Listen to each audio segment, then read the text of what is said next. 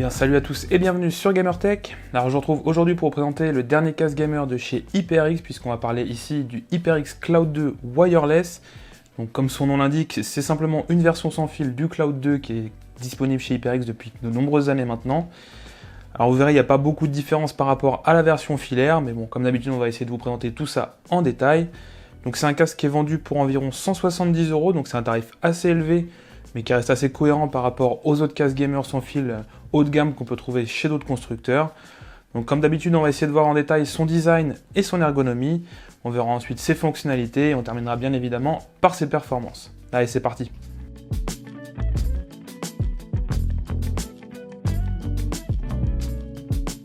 Alors à l'intérieur de la boîte qui présente les caractéristiques du casque, on retrouve évidemment le Cloud 2 Wireless, et il est ici accompagné d'un dongle sans fil pour la connexion 2,4 GHz. On retrouve également un microphone amovible accompagné de sa bonnette anti-souffle, et on a également un câble de recharge USB-C pour charger la batterie intégrée.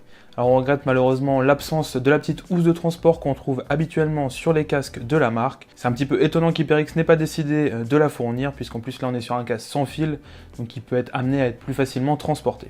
Alors clairement, au niveau du design, HyperX n'a pris aucun risque, puisqu'il a repris exactement le même design que la version filaire du Cloud 2.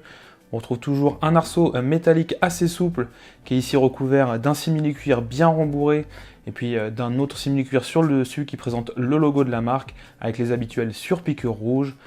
Donc on a ensuite deux structures métalliques qui sont glissées dans cet arceau, qui présentent des petits crans qui permettent de régler le casque et de l'adapter à la morphologie de chacun. Donc ici les crans ils sont très bien marqués, et le casque une fois qu'il a été réglé sur un réglage particulier, il bouge pas du tout, et donc on peut le replacer sur la tête sans problème et il reste bien en place. Donc les oreillettes elles sont maintenues par ces deux structures métalliques et elles permettent de pivoter un petit peu pour bien plaquer le casque sur les oreilles.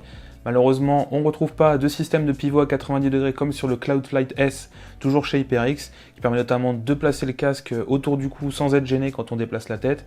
Ici, c'est pas présent, mais ça reste assez similaire à ce qu'on retrouve habituellement sur la gamme Cloud, que ce soit le Cloud 2 ou le Cloud Alpha par exemple, qui ne profitent pas de ce genre de fonctionnalité. Alors les oreillettes de forme ovoïde, elles sont entièrement en plastique noir. La seule excentricité, c'est le logo HyperX rouge qui est présent de chaque côté.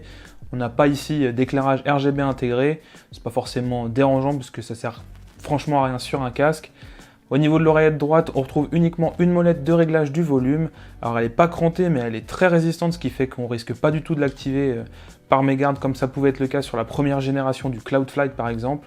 Et c'est quelque chose qui avait déjà été corrigé sur le Cloud Flight S. Donc comme je disais, c'est le seul bouton qui est présent sur l'oreillette droite. Par contre à gauche, on retrouve tous les autres boutons. On a notamment un bouton d'allumage qui permet, une fois que le casque est allumé, d'activer également la spatialisation 7.1.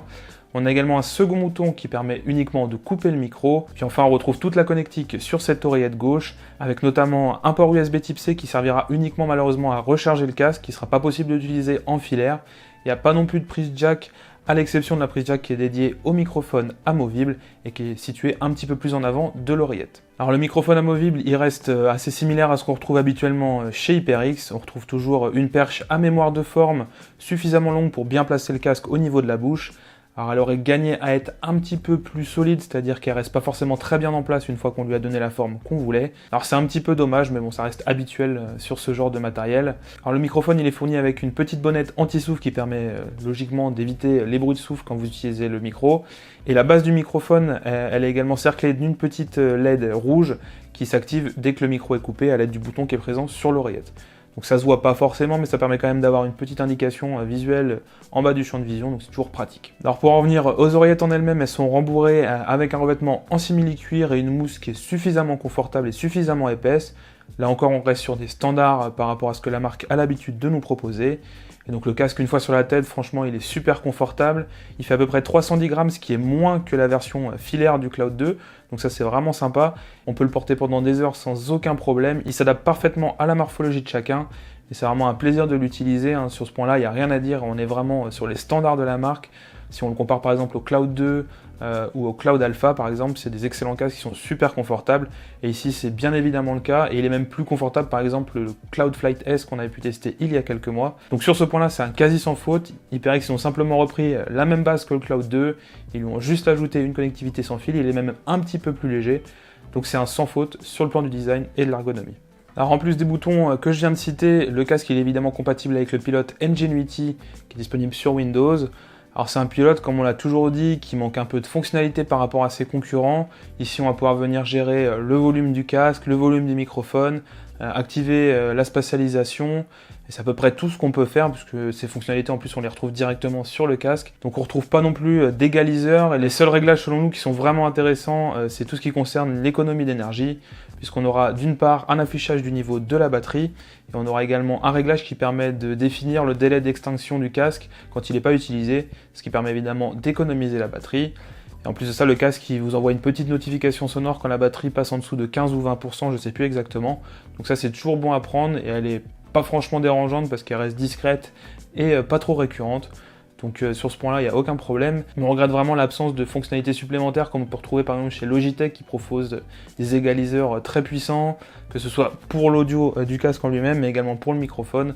Donc HyperX a encore un petit peu de travail à faire là-dessus et c'est un petit peu dommage malheureusement. Alors en ce qui concerne les performances sonores, HyperX ils ont décidé d'utiliser les mêmes transducteurs de 53 mm qu'on retrouvait déjà sur le cloud de Filaire.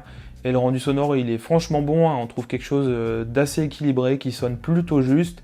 Il y a quand même une bonne mise en avant des basses fréquences, donc ça peut en déranger certains, ça peut venir un petit peu déranger l'expérience, mais il n'y a rien vraiment de très grave. Le casque il s'en sort très bien, notamment en écoute musicale, et puis ce petit surplus de basse il sera quand même très agréable en jeu, donc quand vous êtes sur un FPS et tout, vous ressentez vraiment très bien les explosions.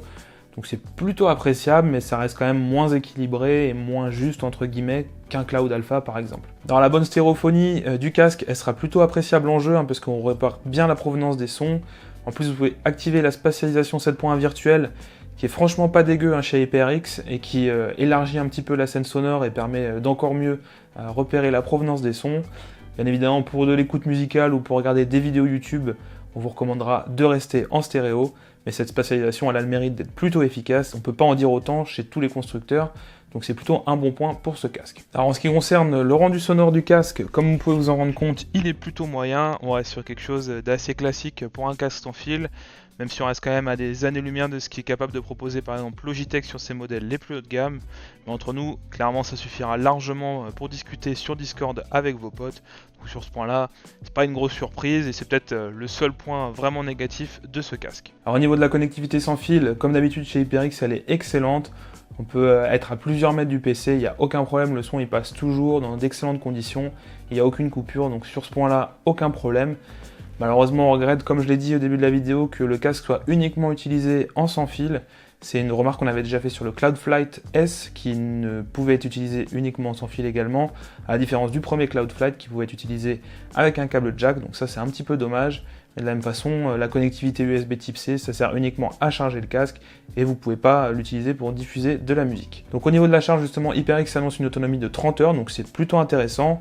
Alors on s'est pas amusé à tester si le casque il tenait réellement 30 heures, mais quand on l'a reçu, il était chargé à peu près 80%, on a pu l'utiliser modérément pendant une semaine et il restait encore 30% de batterie, donc autant vous dire qu'on est sur des valeurs très élevées et qui sont parmi les toutes meilleures du marché.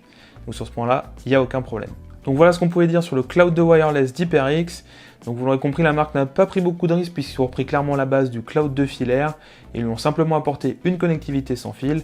Et c'est pas forcément dérangeant puisqu'on retrouve un casque qui est toujours aussi confortable, toujours aussi agréable à porter, même pendant de longues sessions de jeu. Les performances sont clairement au rendez-vous avec une signature sonore assez juste, même si elle met l'accent quand même sur les basses fréquences. En jeu, il est tout aussi intéressant puisqu'il propose une bonne immersion. Il a également une très bonne autonomie. Le seul petit point négatif, c'est peut-être son microphone qui est peut-être pas au niveau de ses concurrents si on pense par exemple à Logitech. Mais clairement, pour discuter sur Discord avec vos potes, ça suffira largement. Enfin, son prix est peut-être également un petit peu élevé, mais c'est malheureusement le cas de tous les casques gamers qui sortent actuellement. Donc peut-être éventuellement attendre une promotion si vous voulez vraiment vous l'offrir. Mais même à 170 €, ça reste un excellent casque et vous prendrez clairement pas de risque si vous souhaitez vous l'offrir. Donc si vous avez des questions sur le casque, n'hésitez pas à les poser dans les commentaires, on se fera une joie d'y répondre comme d'habitude. Surtout si vous avez aimé la vidéo, n'hésitez pas à mettre un pouce en l'air, n'hésitez pas à partager la vidéo et à vous abonner si ce n'est pas déjà fait. Et moi je vous retrouve très vite dans une nouvelle vidéo. Salut!